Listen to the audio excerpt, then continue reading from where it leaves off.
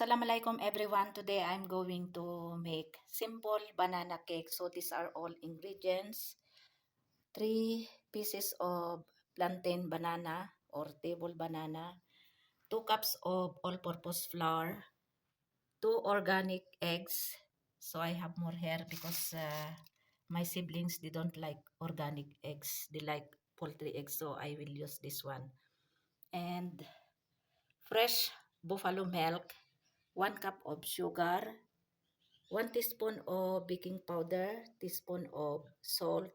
I use this kind of baking powder. So, first, this one I have to make separate. I fry this one first, half fry in pan. So, without oven, I make a banana cake. So, I'll put all ingredients here.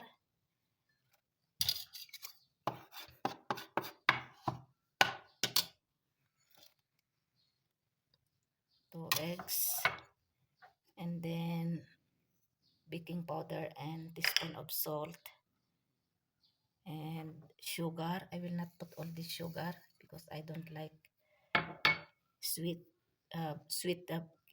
banana cake and this fresh buffalo milk. So we have to mix all this one.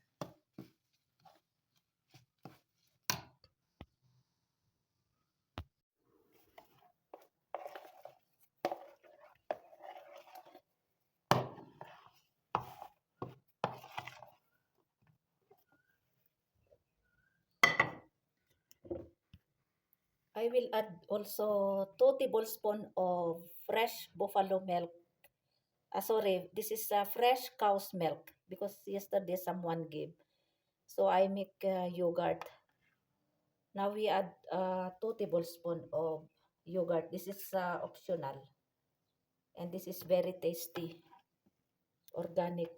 Now I will try 1 tablespoon of fresh cow's milk to organic yogurt. Ang sarap. Ang sarap ng organic.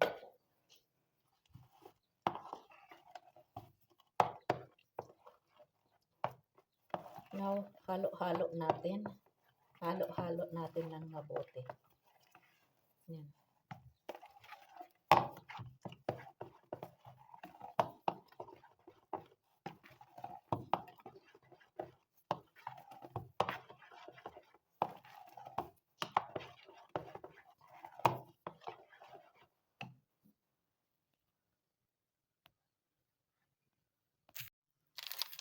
I will add also cocoa powder.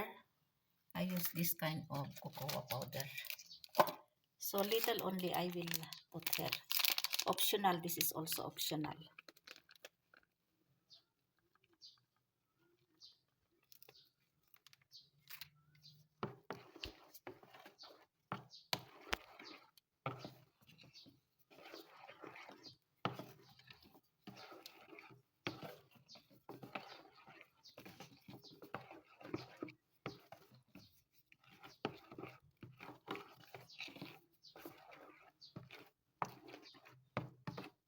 So we leave this one for 5 minutes.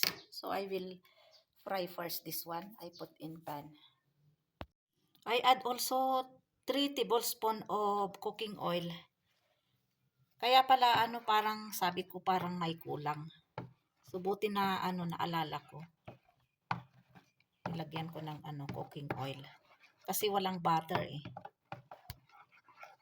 Wala ding homemade butter, wala ding commercial. So, cooking oil na lang ang aking gagamitin.